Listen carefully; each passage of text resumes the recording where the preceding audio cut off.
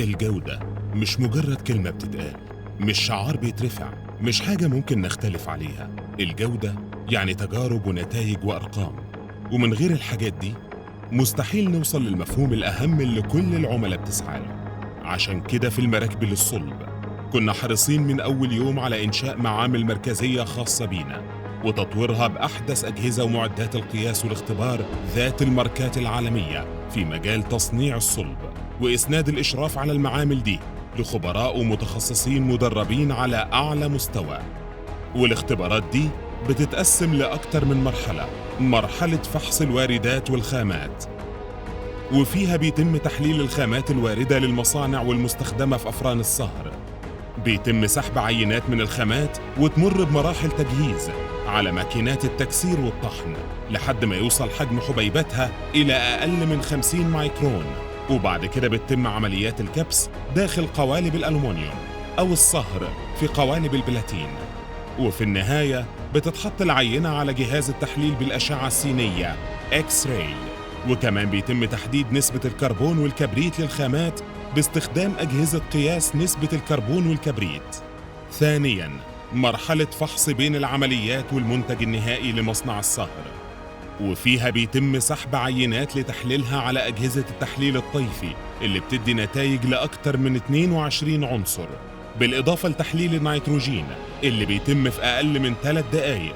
ولضمان دقة الأجهزة بنحلل عينة قياسية كل وردية عمل، ده طبعاً غير فحص البلت بصرياً وقياس الأبعاد للتأكد من جودة البلت الموجه لمصنع الدرفلة.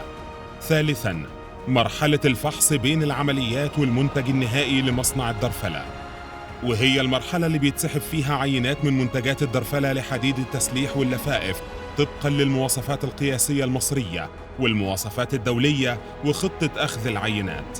وبيتم فيها الاختبارات التالية: وزن المتر الطولي، قياس ارتفاع وأبعاد النتوءات العرضية والطولية، اختبارات الشد، اختبارات الثني وإعادة الثني على البارد.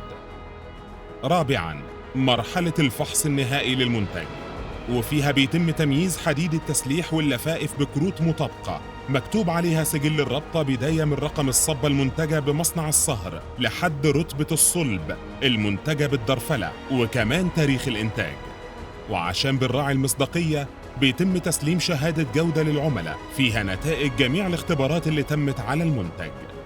هدفنا دايماً هو المنافسة في الأسواق المحلية والعالمية وتحقيق متطلبات عملائنا اللي حطوا ثقتهم فينا على مدار سنين. وطريقنا للهدف ده بدأ من مطابقة نظم الإدارة مع النظم الدولية، وقدرنا خلال وقت قليل إننا نحصل على شهادات في نظم إدارة الجودة 9001، والبيئة 14001، والسلامة والصحة المهنية 45001 من هيئات دولية وإقليمية.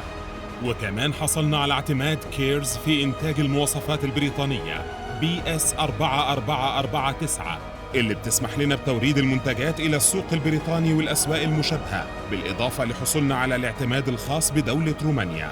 وفي طريقنا دلوقتي للحصول على اعتمادات تانية للتصدير لمعظم دول العالم.